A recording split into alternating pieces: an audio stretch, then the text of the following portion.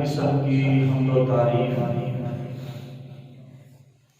توصیف و تمجید، تکبیر و تحلیل، عظمت و بڑائی، بزرگی و برتری، وحدانیت و کبریائی اللہ مالک الملک کے لیے خاص ہے، جو تنہا، اکیلا، یکتا، وحدہ لا شریک پوری کائنات کا خالق، مالک، مدبر الامر، بادشاہوں کا بادشاہ، شہنشاہوں کا شہنشاہ، جب کسی کام کو کرنے کا ارادہ کرتا ہے، کن کہتا ہے فیکون، وہ عمل ہو جاتا ہے۔ اللہ رب العزت تمام کائنات کی طاقتوں، قوتوں، عظمتوں، بڑائیوں کا سرچشمہ ہے۔ اللہ رب العزت بے نیاز ذات ہے، کمزوری سے، لاچاری سے، بیماری سے، موت سے پاک ہے۔ اس ذات میں کسی قسم کی کوئی کمزوری نہیں ہے۔ وہ لافانی ذات ہے، وہ لازوال ذات ہے، اس کو عروج ہی عروج ہے، کبھی زوال نہیں۔ جب کچھ بھی نہیں تھا تو وہ موجود تھا، اور کچھ بھی نہیں ہوگا تو وہ پھر بھی موجود رہے گا۔ هو الاول والآخر والظاہر والباطن، وہی اول ہے، وہی آخر ہے، وہی ظاہر ہے، وہی باطن ہے۔ تمام طرح کی کمزوریوں سے مبرہ اور منزہ ذات ہے۔ اس کائنات کے تمام نظاموں کو چلانے والا، بہاروں کو خزاں میں بدلنے والا، خزاں کو سردیوں میں بدلنے والا، سردیوں کو گرمیوں میں بدلنے والا، بچپن کو جوانی اور جوانی کو بڑھاپے میں اور بڑھاپے کو موت میں تبدیل کرنے والا، امیر کو غریب اور غریب کو امیر بنانے والا، بادشاہوں کو تخت سے اتار کر تختہ دار پہ لٹکانے والا، پراگندہ سر رکھنے والے وقاریوں کو فٹ پاتھ سے اٹھا کر تختوں پہ بٹھانے والا کون ہے؟ تنہا اور اکیلا اللہ رب العزت ہے۔ اتنا بے نیاز ہے، اتنا بے نیاز ہے، اس کے جی میں آئے تو وقت کے نبی کی دعا کو رد کر دے، کوئی اسے پوچھ نہیں سکتا، اور اس کے جی میں آئے ایک گداگر اور وقاری کی دعا کو شرف قبولیت بخش دے، کوئی اس کے سامنے اعتراض نہیں کر سکتا۔ اس پوری کائنات کا جمی نظام اللہ تعالیٰ کے ہاتھ میں ہے۔ وہی فیصلہ کرتا ہے کہ تخت پہ کس نے بیٹھنا ہے،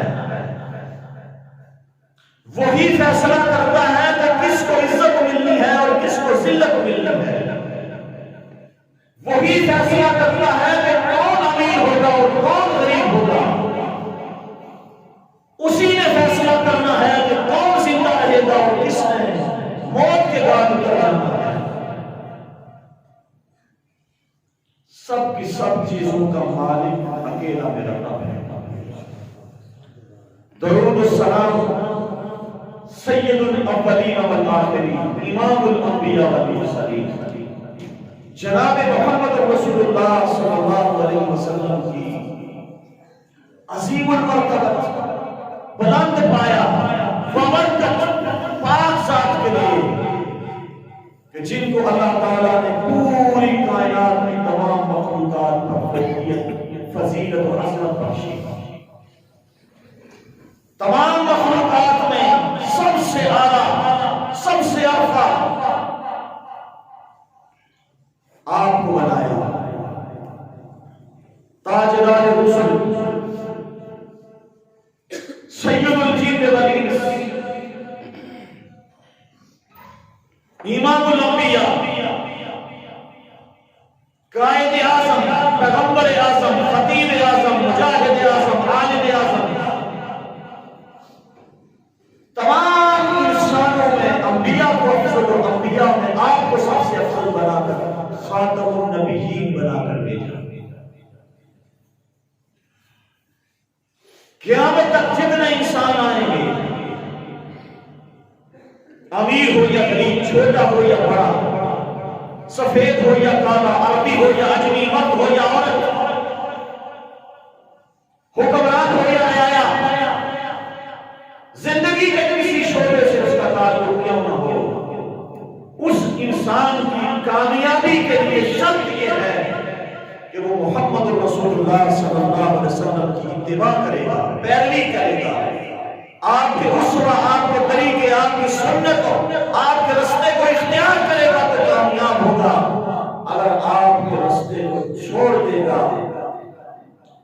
جتنی بڑی شخصیت کیوں نہ ہو، جتنے بڑے خاندان سے کیوں نہ ہو، جتنی بڑی برادری سے کیوں نہ ہو، جتنے بڑے منصب پہ کیوں فائز نہ ہو، اگر نبی کریم صلی اللہ علیہ وسلم کی اطاعت، اتباع، تابعداری، فرما برداری چھوڑ دے گا، وہ انسان کبھی کامیاب نہیں ہو سکتا۔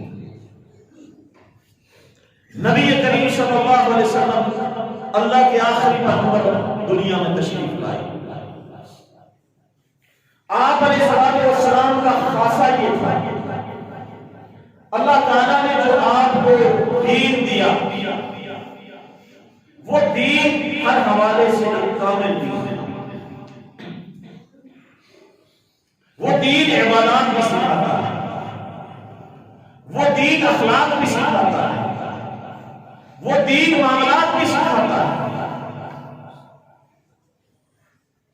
وہ دین آپ کو دنیا میں زندگی گزارنے کا پورا صحیح اور طریقہ سکھاتا ہے۔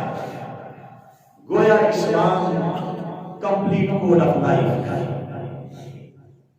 کمپلیٹ کوڈ آف بزنس ہے، ضابطۂ حیات ہے۔ پوری کی پوری زندگی میں آپ کو رہنمائی کرتا ہے، گائیڈنس دیتا ہے۔ نبی کریم صلی اللہ علیہ وسلم ایک ہماجید شخصیت کے مالک تھے۔ آپ کے زندگی کے کسی گوشے کو بھی لے لیں، آپ کی عبادات کو لے لیں، اخلاق کو لے لیں، معاملات کو لے لیں، آپ کے عدل و انصاف کو لے لیں، آپ کی اپنی اولاد اور بیویوں سے پیار اور محبت کو لے لیں، آپ کی دیانتداری، ایمانداری، راست بازی، سچ کو لے لیں، آپ کی جرت، بہادری کو لے لیں، کسی بھی شعبے کو لے لیں تو آپ کو ایک مکمل انسان بنائے گا، ایک مکمل انسان بنائے گا۔ نبی کریم صلی اللہ علیہ وسلم کی ذات میں کسی بھی حوالے سے آپ کو کمی نظر نہیں آئے گی، ہر اعتبار سے کامل اور مکمل پرسنالٹی، مکمل شخصیت آپ رسول اللہ صلی اللہ علیہ وسلم کی زندگی میں نظر آئے گی۔ اسی لیے اللہ نے فرمایا لقد کان لکم فی رسول اللہ اسوۃ حسنہ، اتباع کے لائق، پیروی کے لائق وہی شخصیت ہوتی ہے جو کامل ہوتی ہے، جو گناہوں سے پاک ذات ہوتی ہے، جو ہر حوالے سے ایک مکمل ذات ہو، وہی اتباع کے لائق ہوتی ہے۔ نبی کریم صلی اللہ علیہ وسلم جتنی چیزوں کا میں نے تذکرہ کیا، ان ساری چیزوں کے بارے میں اپنی امت کو پریکٹیکل لائف، عملی زندگی سکھا کے گئے۔ اگر آپ نے دیانتداری کی بات کی، راست بازی کی بات کی، امانت داری کی بات کی، نے کر کے دکھایا، آپ نے حق و سچ کی بات کی تو کر کے دکھایا، اگر آپ نے اعلیٰ اخلاق کا درس دیا تو آپ نے ثابت کیا کہ آپ نے اپنی ساری زندگی کے اندر کبھی کسی کو گالی نہیں دی، کبھی کسی کو طنز نہیں کیا، کبھی کسی کو برا بھلا نہیں کیا، کبھی کسی کی دل آزاری نہیں کی، آپ نے اپنے اخلاق کو ثابت کر کے دکھایا۔ وہیں پر آپ علیہ الصلوۃ والسلام اپنے ماننے والوں کی فکری نظریاتی پختگی اور اس کی تربیت کا آپ نے پورا اہتمام کیا۔ میں رسول اللہ صلی اللہ علیہ وسلم کی زندگی کے صرف ایک چھوٹے سے نقطے پر آج کے خطبہ جمعہ مختصر جمعے کی صورت کے مختصر بات کرنا چاہتا ہوں۔ وہ کیا ہے کہ رسول اللہ صلی اللہ علیہ وسلم مضبوط اعصاب کے مالک تھے۔ آپ دماغی اعتبار سے، مینٹلی اعتبار سے بہت ہی زیادہ مضبوط شخصیت کے مالک تھے، اس لیے کہ اللہ تعالیٰ نے آپ کی تربیت پہلے دن سے، شروع دن سے ہی مشکلات کے اندر کی۔ آپ کی پیدائش سے کچھ مہینے پہلے آپ کے والد محترم عبداللہ فوت ہو چکے تھے۔ آپ نے یتیمی کی زندگی میں، یتیمی کی حالت میں اپنی زندگی کا آغاز کیا۔ والد کی شفقت اور محبت سے محروم پیدا ہوئے، یہاں سے آپ کی مشکلات کا آغاز ہوا۔ ابھی 9 عمر ہی کے، چند سالوں کے تھے، ماں کی ممتا سے محروم ہو گئے، اور جنہوں نے بچپن کے اندر جس وقت ماں کی محبت اور ممتا کی ضرورت ہو، ماں دنیا سے چلی جائے، وہ بخوبی اندازہ کر سکتے کہ ماں کی ممتا کس قدر اہم ہے انسان ہے۔ ماں کا لمس، ماں کا پیار کس قدر انسان کو مضبوط کرتا ہے، یہ وہی جانتا ہے کہ جن کی مائیں چلی گئی۔ دادا کے اوپر پرورش کا بوجھ پڑا، بڑے شفیق انسان تھے آپ کے دادا۔ 8 سال کے ہوئے، ابھی سن بلوغت کو نہیں پہنچے تھے کہ دادا کا انتقال بھی ہو گیا۔ باپ کا انتقال، ماں کا انتقال، دادا کا انتقال۔ یہاں یہ دنیا کی سب سے عظیم شخصیت بچپن سے جوانی کی طرف بڑھ رہی ہے اور حادثات سے دوچار ہو رہی ہے۔ جب آپ بڑے ہوئے تو آپ کے اوپر اللہ تعالیٰ نے وہ بھارے گرا، وہ نبوت کا بوجھ، وہ شریعت کا بوجھ،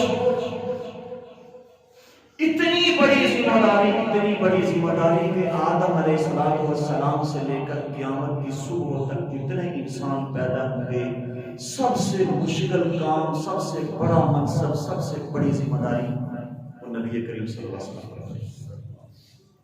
اتنی بڑی ذمہ داری کائنات کے کسی انسان پہ کبھی پڑی نہیں۔ آپ کی جورسڈکشن، آپ کا خطہ، آپ کا علاقہ جہاں آپ کی ذمہ داری تھی، کہاں کہاں تھی؟ لوگ تو صدر وزیر اعظم بنتے ہیں ایک ملک کے، ایک خطے کے، ایک بر اعظم کے، لیکن اس شخصیت پہ جو ذمہ داری تھی، شرق سے لے کر غرب اور غرب سے لے کر شرق، شمال سے لے کر جنوب اور جنوب سے لے کر شمال، جہاں جہاں مخلوق موجود ہے، انسان موجود ہے، وہاں تک آپ کی ذمہ داری ہے۔ اور حمایت کرنے والے تھوڑے ہیں، ٹانگیں کھینچنے والے زیادہ ہیں، تعریف کرنے والے کم ہیں، گالی دینے والے زیادہ ہیں، دل جوئی کرنے والے کم ہیں اور دل توڑنے والے زیادہ ہیں، پھول برسانے والے کم ہیں، پتھر برسانے والے زیادہ ہیں، حمایت کرنے والے تھوڑے ہیں، مخالفت کرنے والے زیادہ ہیں، رستوں میں آنکھیں بچھانے والے کم ہیں اور کانٹے بچھانے والے زیادہ ہیں۔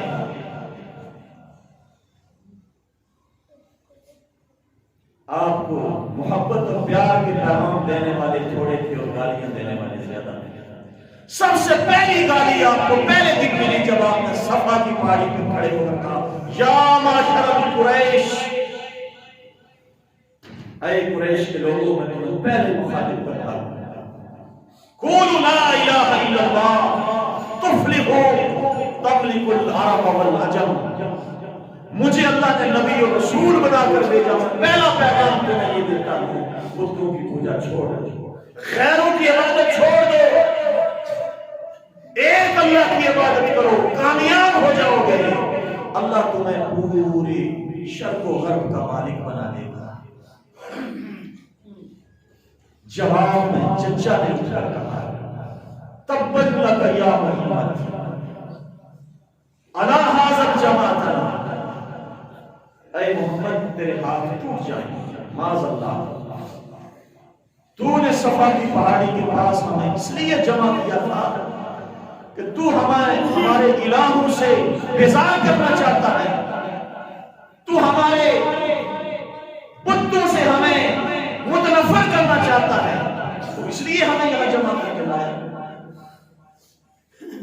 بھائیوں، مخالفت گھر سے شروع ہوئی اور پھر یہ مخالفت پھیلتی چلی گئی،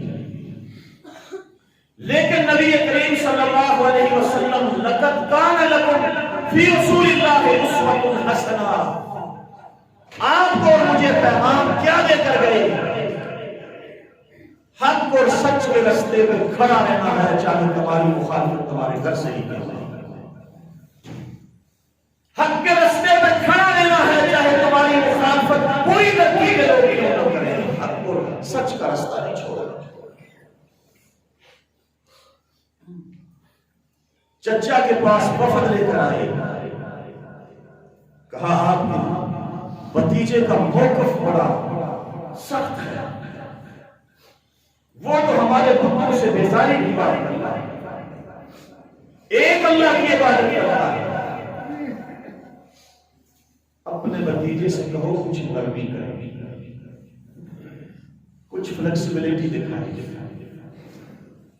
کچھ ہمارے بتوں کے لیے نرم گوشہ رکھے، کچھ ہم اس کے خدا کے بارے میں نرم گوشہ رکھتے ہیں، کمپرومائز کر لیتے ہیں، درمیان میں آ جاتے ہیں، کبھی کبھار وہ ہمارے بتوں کی پوجا کر لیا کرے، کبھی کبھار ہم اس کے خدا کی عبادت کر لیا کرے، کمپرومائز کر لے۔ آپ نے کیا کہا؟ قل یا ایھا الکافرون لا اعبد ما تعبدون۔ اللہ نے کہا ان سے کہہ دو اے کافرو، جن کی تم عبادت کرتے ہو میں محمد کبھی ان کی عبادت کر سکتا، اور جس اکیلے الہ کی میں عبادت کرتا ہوں تم اس کی عبادت کرنے پہ راضی نہیں ہو رہے، لہذا جس کی تم عبادت کرتے ہو میں اس کی عبادت نہیں کر سکتا۔ صاف طور پر کہا اپنے بھتیجے سے کہہ دو دنیا کے اندر 3 طرح کی چیزوں کے اوپر لوگ بکتے ہیں، آج بھی دیکھ رہے ہیں، حق اور سچ کا راستہ چھوڑ کر بھٹکنے والے 3 چیزوں پر بکا کرتے ہیں، مسند اقتدار، رائے راست سے بھٹکانے والی سب سے بڑی چیز دنیا میں، جس کی لالچ جب پڑ جائے، جس کی لت جب پڑ جائے تو بڑے بڑے کی پاؤں میں لفزش آنا شروع ہو جاتی ہے، بڑے بڑے کے پاؤں لڑکھڑانا شروع ہو جاتے ہیں، اقتدار، کرسی، منصب، عہدہ یا پھر مال۔ بڑے بڑے ایمانداروں کے ایمان للچا جاتے ہیں، مال دیکھ کر، دولت دیکھ کر، زر دیکھ کر، سونا دیکھ کر، چاندی دیکھ کر، روپیہ، پیسہ، ڈالر، پاؤنڈ دیکھ کر انسان لڑکھڑا جاتا ہے، ایمان کمزور ہو جاتا ہے، صراط مستقیم سے بہک جاتا ہے انسان۔ تیسری چیز عورت ہے. عورت کو اللہ کے رسول صلی اللہ علیہ وسلم نے خبائث شیطان کا بندہ قرار دیا. فرمایا مردوں کو قابو کرنے کے لیے، پھنسانے کے لیے شیطان عورتوں کا استعمال کرتا ہے. مال کے لیے فرمایا انما اموالکم واولادکم فتنہ، تمہارا مال اور تمہاری اولادیں تمہارے بہکاوے کا باعث بنتی ہے، فتنے کا باعث بنتی ہے. اقتدار کے لیے فرمایا معزبان جائیان ارسل فی غنم بافسد لها ارسل المرء والشرف لدینہ. دو بھوکے بیڑیے بکریوں کے ریوڑ میں اتنا نقصان نہیں کرتے جتنا انسان شرف کی تلاش میں، رتبے کی تلاش میں، عہدے کی تلاش میں، اقتدار کی تلاش میں اپنا دین کا نقصان کرتا ہے، اتنا دو بھوکے بیڑیے نقصان نہیں کرتے. کبھی بیڑیوں کو دیکھا ہے بھیڑیے ہوں وہ بھی بھوکے ہوں اور ان کو بکریوں کے ریوڑ میں چھوڑ دیا جائے، شاید بھیڑیا کھاتا آدھی بکری ہو، لیکن جب وہ مارتا ہے تو سینکڑوں کی تعداد میں بکریوں کو مار کر پھینک دیتا ہے، فساد مچا دیتا ہے.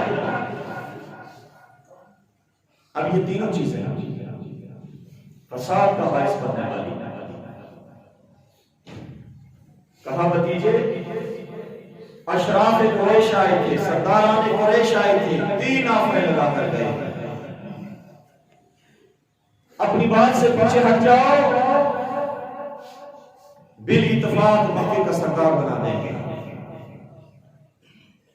تمہارے ایک آرڈر پر، تمہارے ایک حکم پر کیا نہ کیا کچھ ہو جائے گا، بالاتفاق تمہیں اپنا سردار بنا دیں گے. باز آ جاؤ، میری ناتوان کمر تمہاری حفاظت شاید زیادہ عرصہ نہ کر سکے. اگر مال چاہتے ہو تو سارے عرب کا مال جمع کر کے تمہارے قدموں میں ڈھیر کر دیا جائے گا.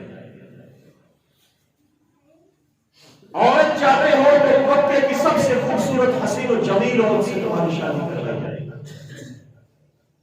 باز آ جاؤ. رسول اللہ صلی اللہ علیہ وسلم نے کیا فرمایا؟ کہا چچا یہ قریش کے لوگ تو مجھے مکہ کی سرداری کی دعوت دیتے ہیں اور مکہ کی سرداری کی بات کرتے ہیں، یہ مجھے ایک عورت کی بات کرتے ہیں اور یہ مجھے مکے کے مال کی بات کرتے ہیں. اگر یہ چاند کو، سورج کو توڑ کر جو زمین سے 10 لاکھ گنا بڑا ہے تو میرے دائیں ہاتھ پر چاند کو توڑ کر میرے بائیں ہاتھ پر رکھتے ہیں، میں پھر بھی اپنی دعوت سے آز نہیں آؤں. یہ کمٹمنٹ ہے، یہ اپنے منج سے، اپنے منشور سے، اپنے کاز سے، اپنے مقصد سے، اپنی ذمہ داری سے،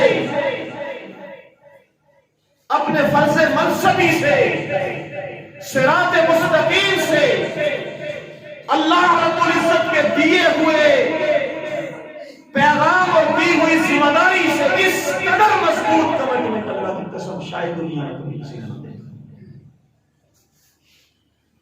کھانا باز نہیں ہوگا.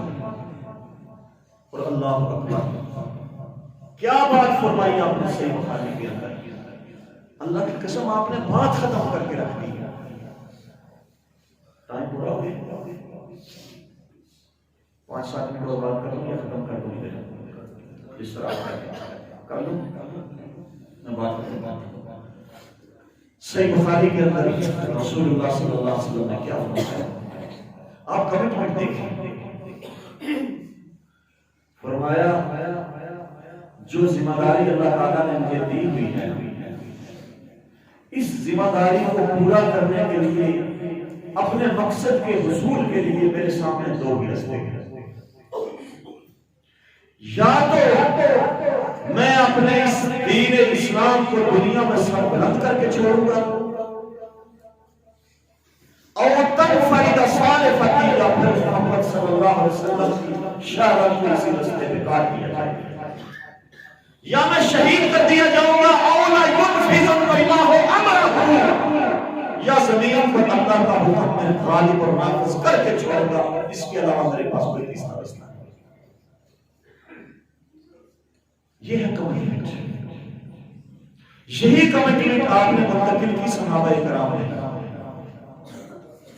اور ساتھ بھی نبی وقاص رضی اللہ تعالیٰ عنہ سمندر کے اندر گھوڑا ڈالا، پورے کا پورا گھوڑا سمندر کے پانی میں ڈوب چکا تھا، صرف گردن پائے، آسمان کی طرف نظر اٹھائی، یہ ہے محمد کے غلام صلی اللہ علیہ وسلم۔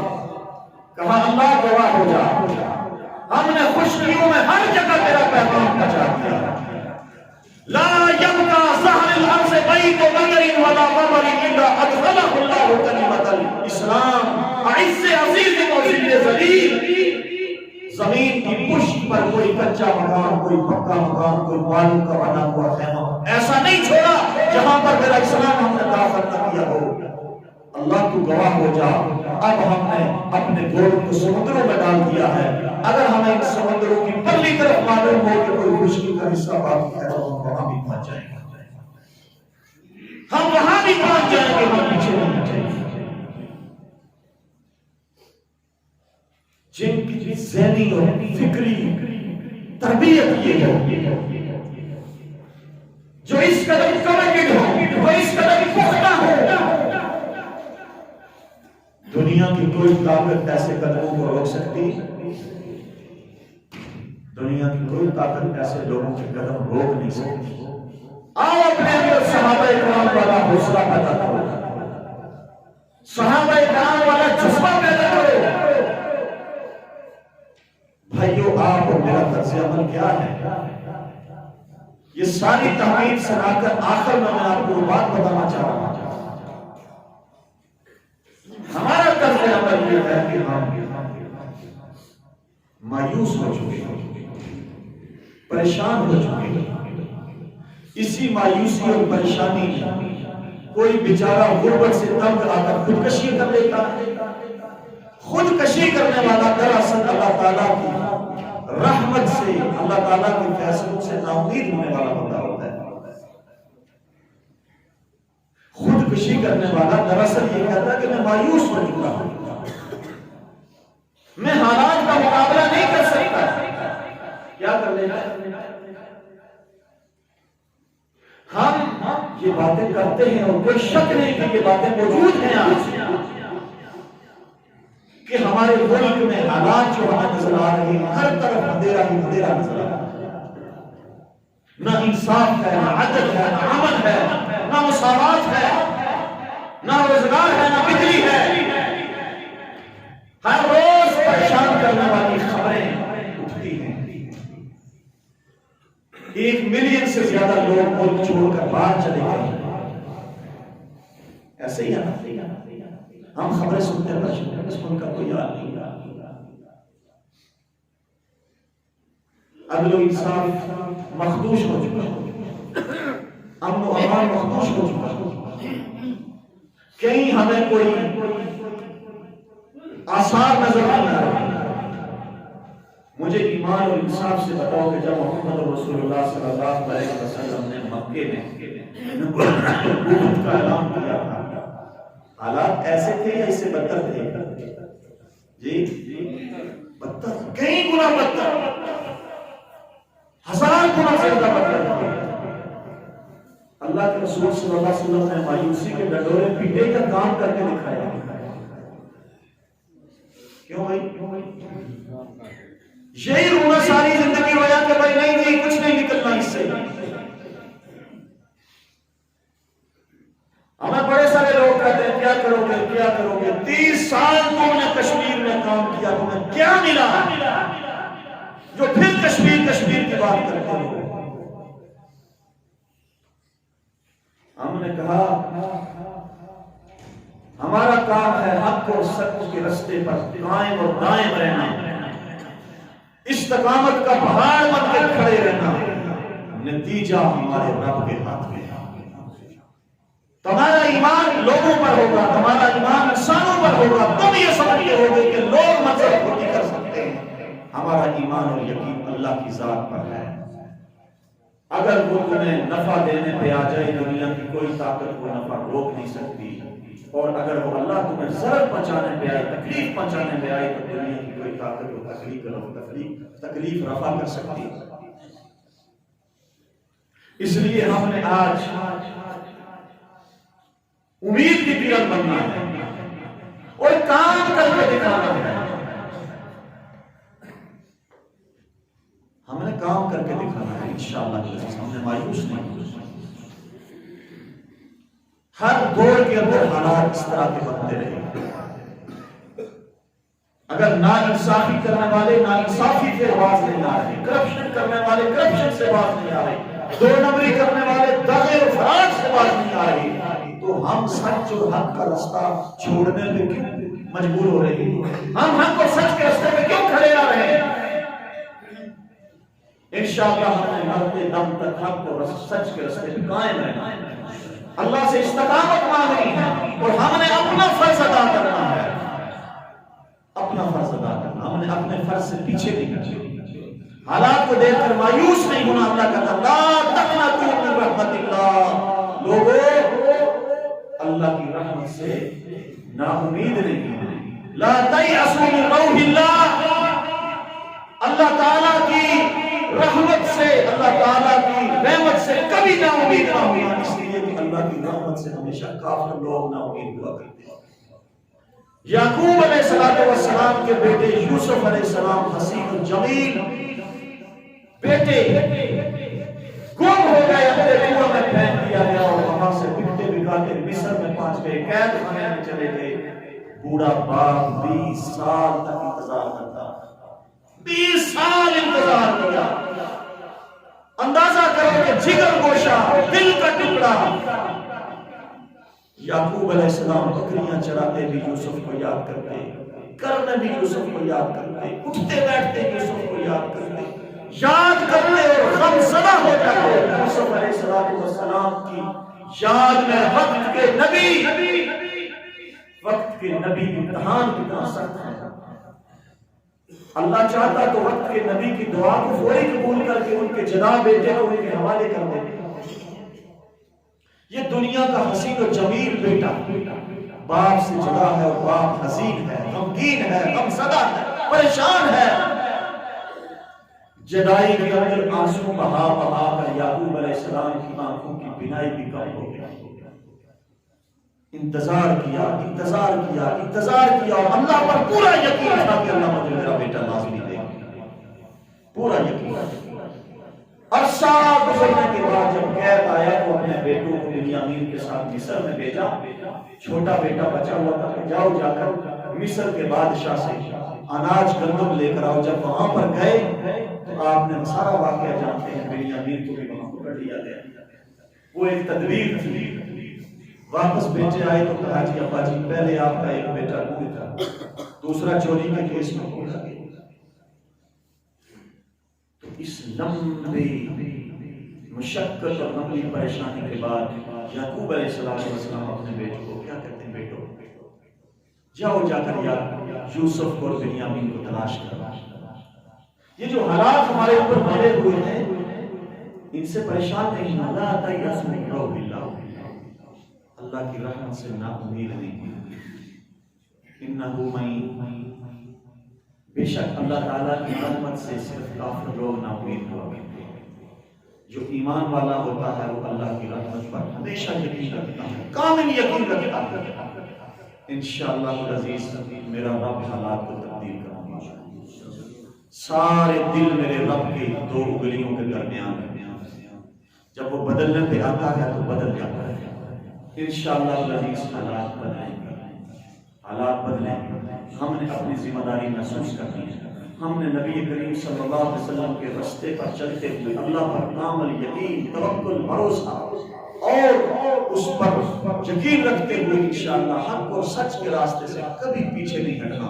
اس راستے میں اگر موت آ جاتی ہے تو یہ موت ہمارے لیے اعزاز کا باعث ہو گئی, اور اس راستے میں اگر ہم کامیاب ہو گئے تو انشاءاللہ پھر بھی ہمیں اجر ملے گا. اللہ سے دعا ہے اللہ ہمیں سمجھ کر عمل کرنے کی توفیق عطا فرمائے. اقول قولی ھذا استغفر اللہ لی و لکم.